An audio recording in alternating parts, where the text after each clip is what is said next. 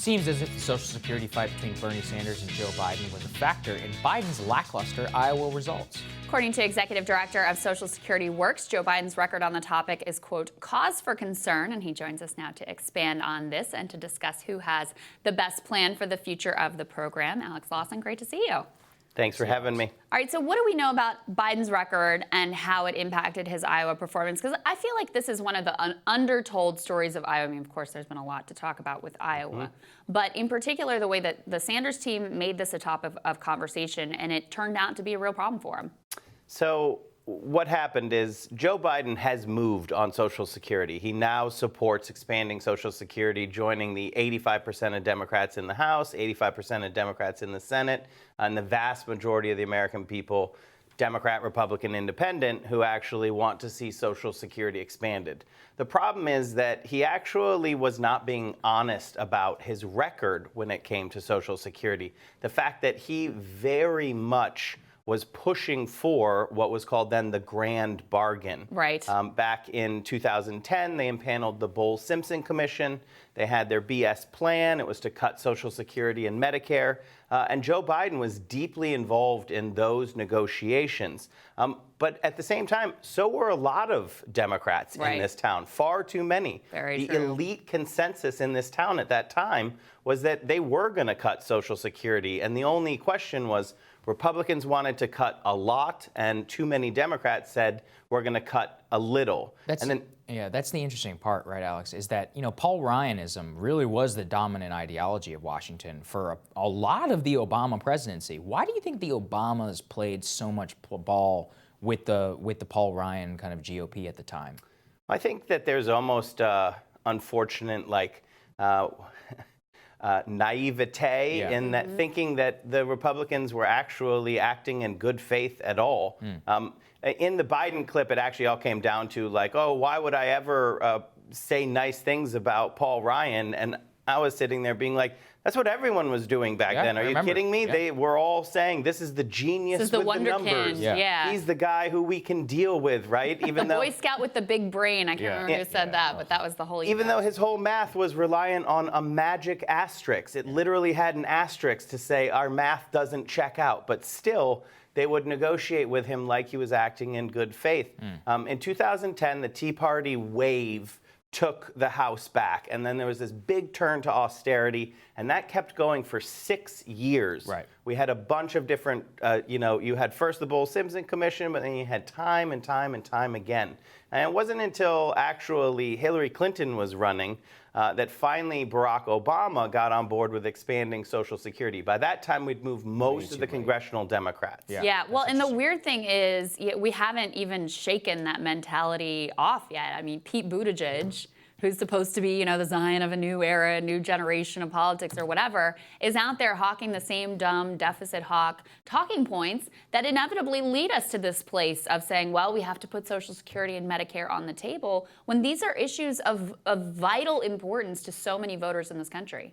So the only thing, you're absolutely right. The only thing that I have there, or quibble, is that they're not even issues to the American people. These are American values. Right. We see that in the polling. People feel so strongly about Social Security because no one gives us anything when it comes to Social Security. We earn our Social Security. We see it coming out of our paycheck. It's there for us when we need it. And when they're talking about cutting our benefits, they're talking about literally reaching their hand in our pocket and stealing our money. That's why those billionaires on Wall Street continually try to do it. So now it's sad to see somebody like Pete Buttigieg turn on a dime. And it's just, he started taking this billionaire money. He used to not talk about deficit hackery. And now he is using all of the words that mean nothing more than I'm coming after your Social Security and your Medicare.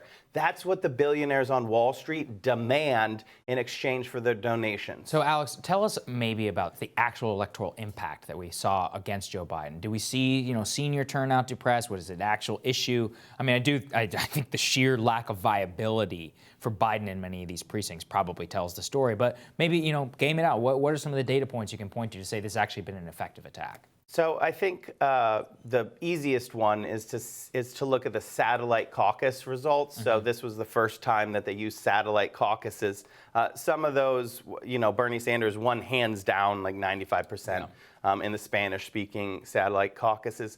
But some of them were in senior homes. Some of them were in nursing homes. I actually visited some of these satellite caucuses. It was a great innovation. I mean, we have to get rid of caucuses because they exclude people, seniors, people with disabilities. But because of that, they put them in the senior homes.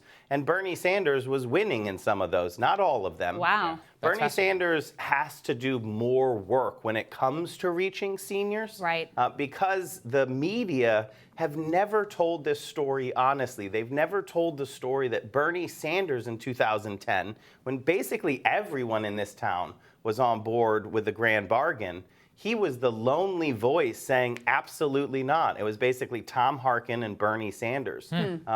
A lot of the demographic things that people talk about with Bernie Sanders, if you look at it, it's actually seniors. So it's not, right. African Americans. It's older African Americans. It's older Yeah. African Americans. Yeah. And what I think Bernie Sanders needs to do is actually get out there talking about Social Security, because we saw in Iowa that when people learn about the fact that he's a champion for Social Security, it definitely pays political dividends. Yeah, I saw that Joe Biden and Social Security as like a Google trend shot through the roof right before the Iowa caucuses, which may well have been part of his lackluster showing. So at the same time, you have a lot of elite Dems basically starting to pin their hopes on Michael Bloomberg, former Republican, right, who holds a lot of very right-wing views, especially on economics and on foreign policy, I might add. I mean, what does his record on Social Security look like? So in this case, it's basically you got 40 billionaires, 1 billionaire, or no billionaires, right? Like that's the 40 billionaires demand Pete Buttigieg, come after Social Security and Medicare.